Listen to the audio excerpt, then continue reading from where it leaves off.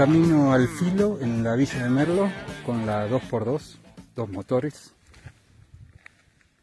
Nos trajo sin problemas.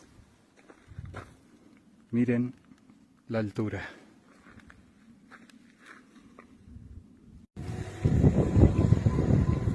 Arrancó la 2x2. Llegué al filo de Merlo.